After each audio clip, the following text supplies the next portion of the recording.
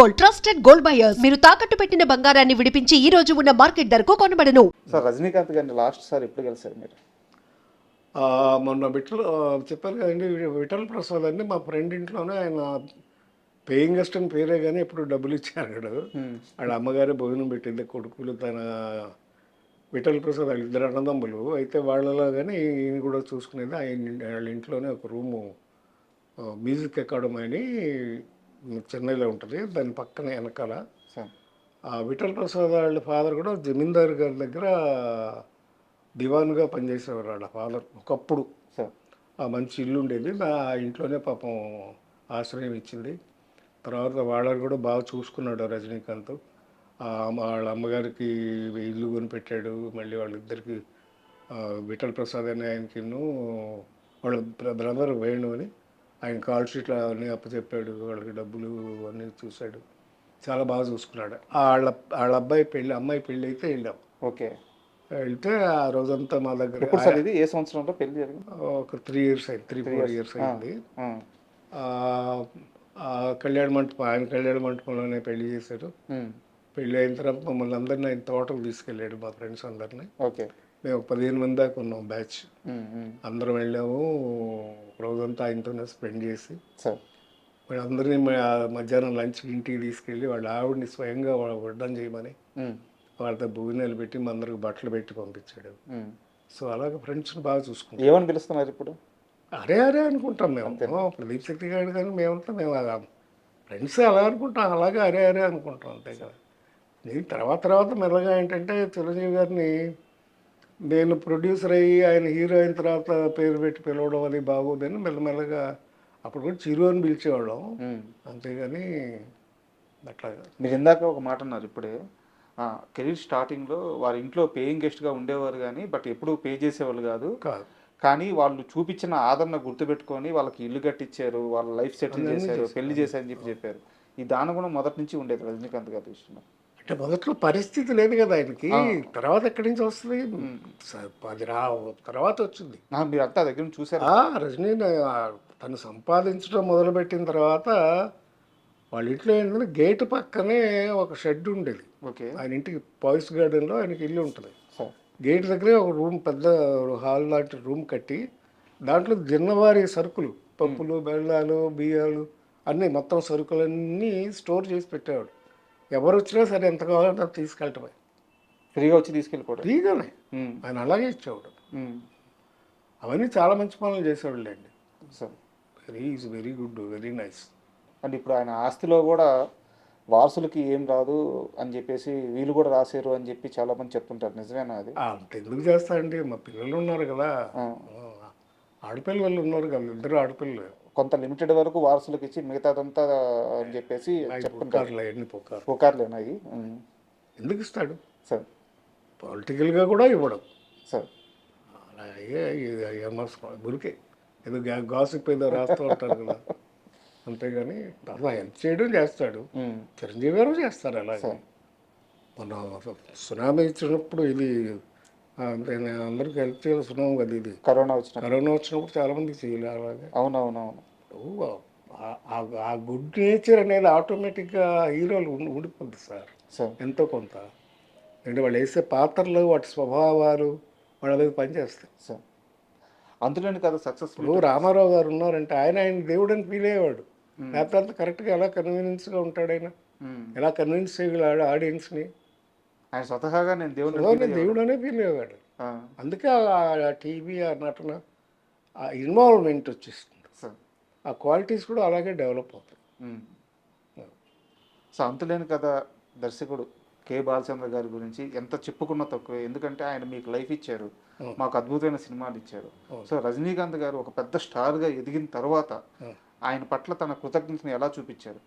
రజనీకాంత్ కానీ కమల్ హాసన్ కానీ బాలచంద్ర గారు ఉంటే ఎప్పుడు వీళ్ళు కూర్చుంటే నేను చూడలేదు, కుర్చీలో కూర్చుని చూడలేదు, ఎప్పుడు నిలబడే ఉంటారు ఇద్దరు, చేతులు పెట్టుకుని నిలబడారు. మేము అందరం పైగా నేను ఎప్పుడు అనేప్పుడు కూర్చోండి అయ్యా, ఎందుకు అలా నిలబడతారు, కూర్చోండి అంటే కూర్చునేవాళ్ళం కాదు సార్, అంత గౌరవం వాళ్ళంటే ఉంది.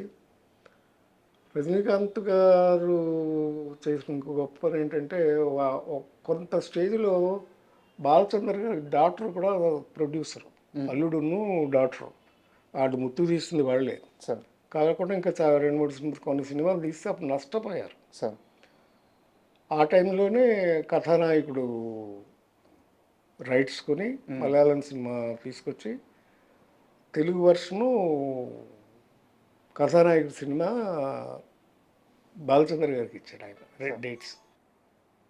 కొన్ని కోట్లు, ఎన్నో 7 కోట్లు 8 కోట్లు డబ్బు మిగిల్చి అది బాగా గురువు గారికి గురుదక్షిణగా ఇచ్చుకున్నాడు.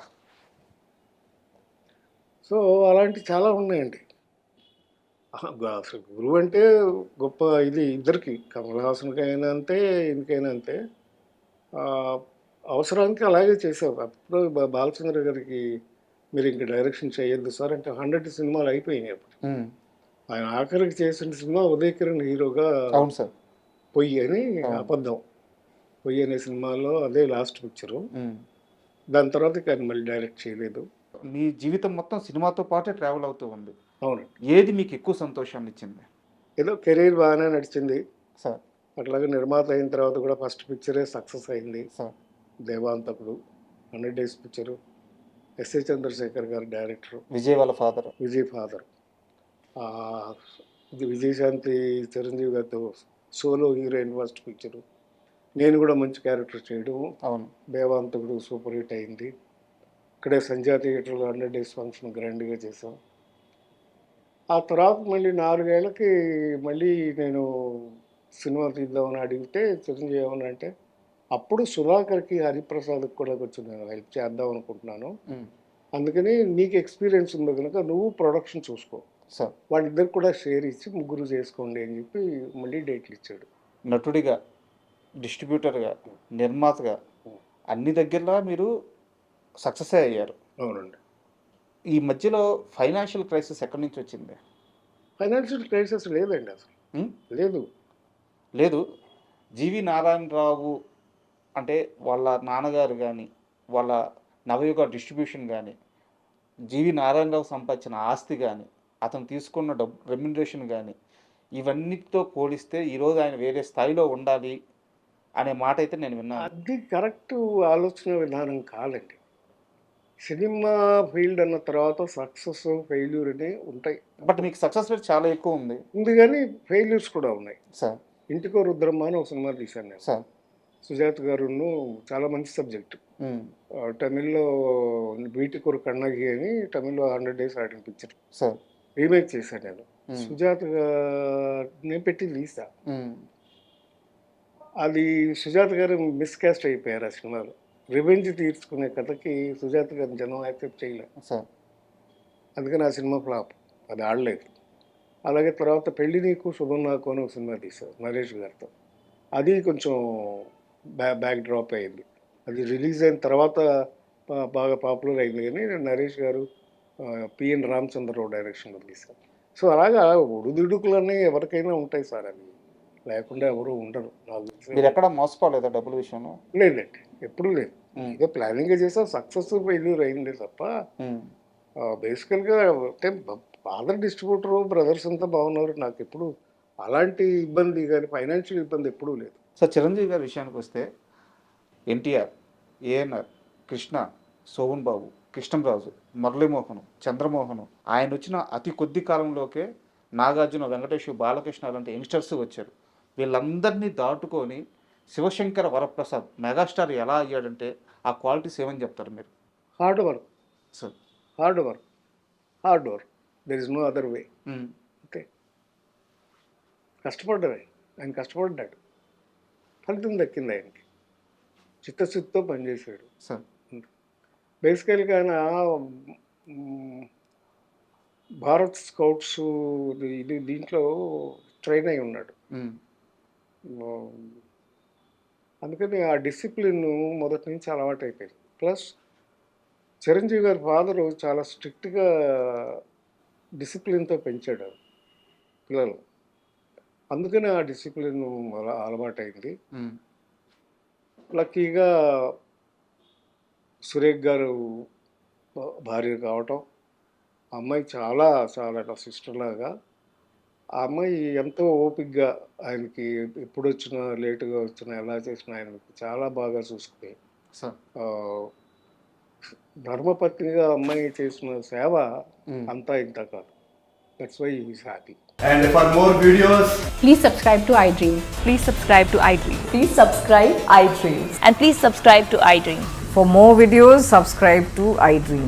please like, share, and subscribe to the channel. Congratulations, iDream. Subscribe to iDream. Subscribe to iDream. So, subscribe to iDream Media. iDream ki iDream team అందరికి huge congratulations. Please subscribe iDream Media. Please subscribe to iDream. Subscribe iDream. Please subscribe to iDream.